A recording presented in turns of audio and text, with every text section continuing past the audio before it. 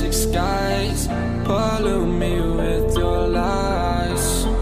Yeah, I thought that I'd die. Bismillahirrahmanirrahim. Assalamualaikum warahmatullahi wabarakatuh. Selamat pagi. Di sini saya akan menjelaskan materi untuk pengantar bisnis, yaitu SDM pengadaan. SDM pengadaan sama seperti pengadaan barang atau jasa. Yang pertama, SDM merupakan hal yang sangat penting, termasuk SDM pengadaan barang atau jasa, sesuai dengan amanat peraturan Presiden Republik Indonesia tahun nomor 106 tahun 2007 dan nomor 16 tahun 2018, bahwa SDM pengadaan harus kompeten dan kewajiban kompetensi ini harus terpenuhi pada tahun 2023 nanti.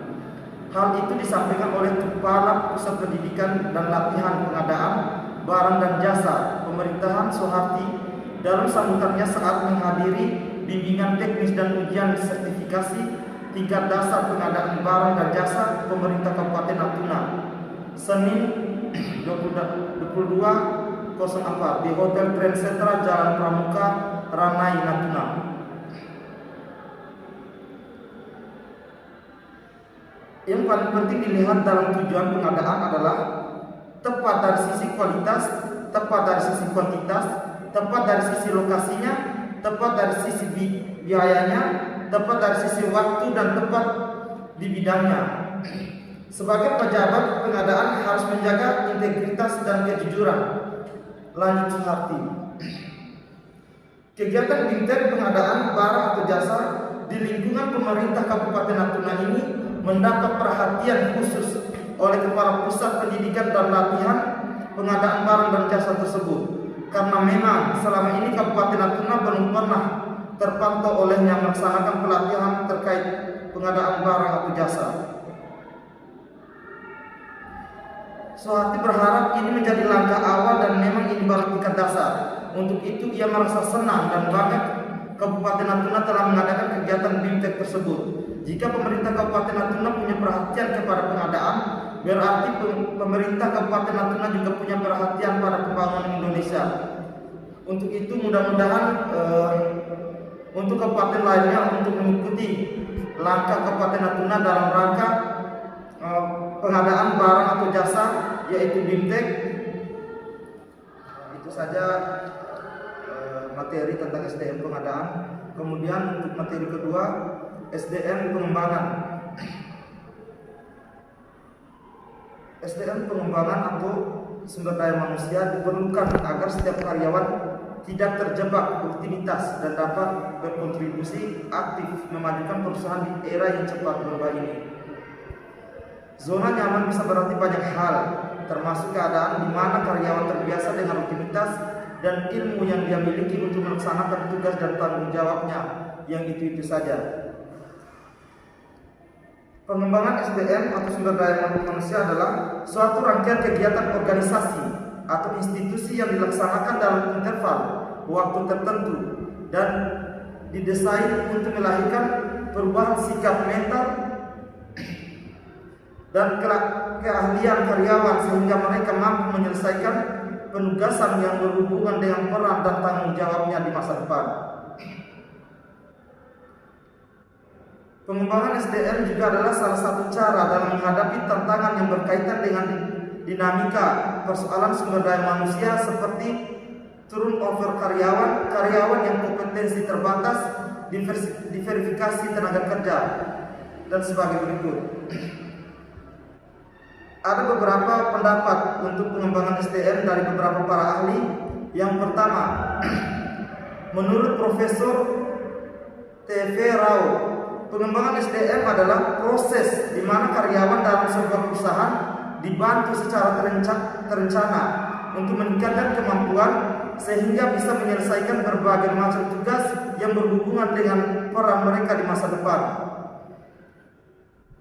Menurutnya, pengembangan SDM juga merupakan proses pengembangan kemampuan karyawan sebagai seorang individu dan menemukan serta memanfaatkan potensi yang ada.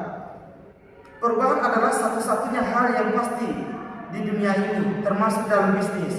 Tidak semua cara lama kini dapat dipakai. Lihat saja bagaimana kebiasaan konsumen berubah-ubah dari yang kebanyakan orang lebih suka membeli langsung ke toko menjadi lebih nyaman membeli sesuatu secara online. Untuk dapat mengantisipasi perubahan, MDI atau Manajemen Development Internasional menyadari perlunya program pengembangan SDM yang terus dinamis sesuai dengan keadaan terkini. Bagi MDI, sumber daya bukan hanya membantu karyawan menyadari perubahan di sekelilingnya, namun juga mendorong karyawan untuk berkontribusi memberikan inovasi pada perusahaan dalam menghadapi perubahan. Pengembangan SDM juga sangat penting untuk meningkatkan daya saing perusahaan dan organisasi. Perusahaan yang tidak menjalankan pengembangan SDM tidak akan mampu bersaing secara lokal, apalagi global. Era globalisasi sekarang ini membutuhkan pengembangan SDM untuk tetap kompetitif. Pikirkan juga dengan menginvestasikan usaha Anda dengan karyawan Anda dengan melaksanakan pengembangan SDM. Itu saja materi dari SDM pengembangan, dan kemudian lanjut ke materi pemanfaatan SDM, status dan tugasnya. Baiklah, saya akan membawakan pemanfaatan SDM.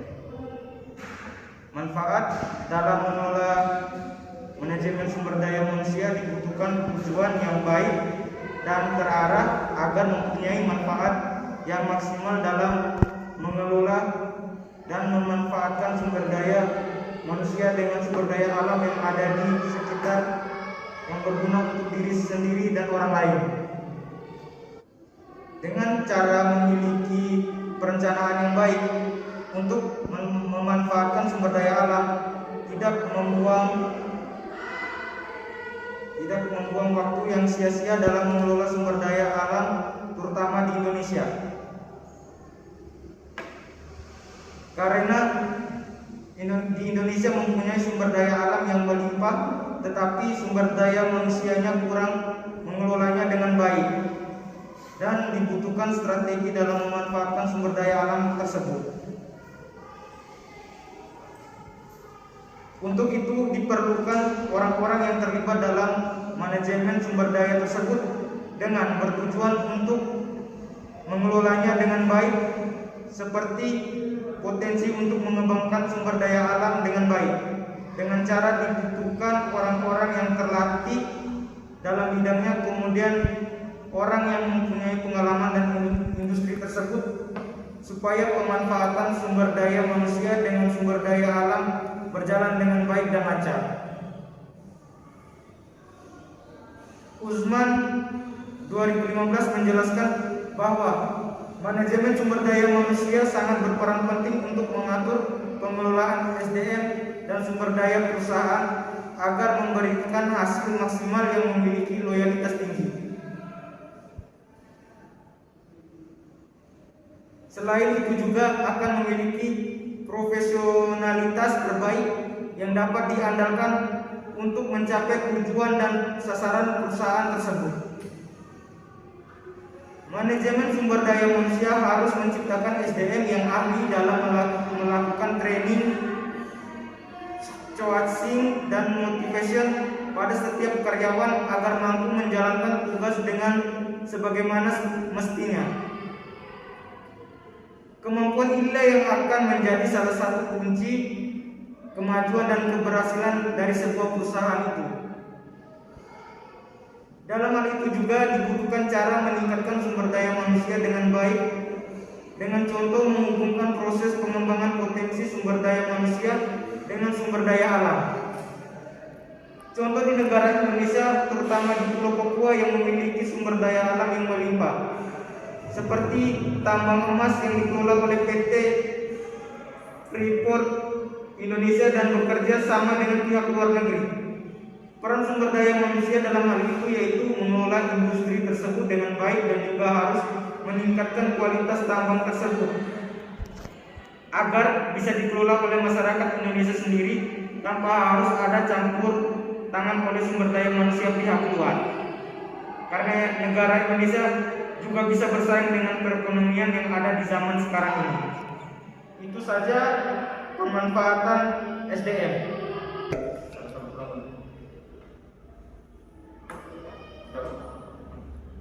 Materi yang terakhir, status dan tugas manajer SDM.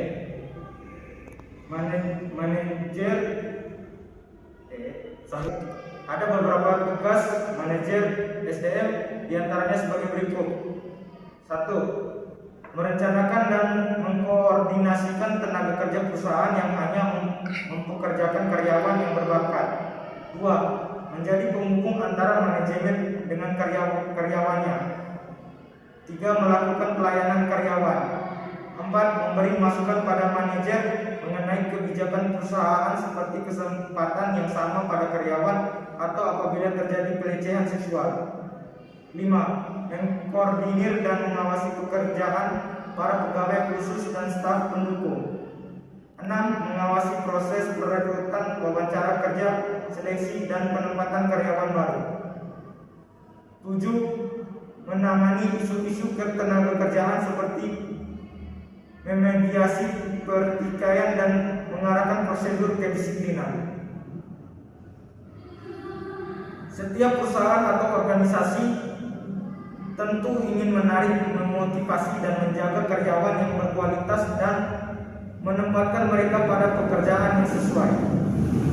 Manajer SDM melakukan ini dengan mengarahkan fungsi administrasi di Departemen SDM. Pekerjaan mereka melibatkan pengawasan, relasi karyawan, tata tertib peraturan, dan layanan yang berhubungan dengan kepegawaian seperti penggajian, pelatihan, dan pemberian keuntungan. Mereka mengawasi departemen khusus dan mendukung staf dan memastikan kalau tugas diselesaikan secara akurat dan tepat waktu. Itu saja materi dari saya. Terima kasih. Itu saja materi yang kami bisa paparkan. Kurang dan lebihnya kami mohon maaf, dan semoga materi yang kami paparkan ini bisa bermanfaat bagi orang banyak. Sekian dan terima kasih dari kami. Can't breathe in toxic skies.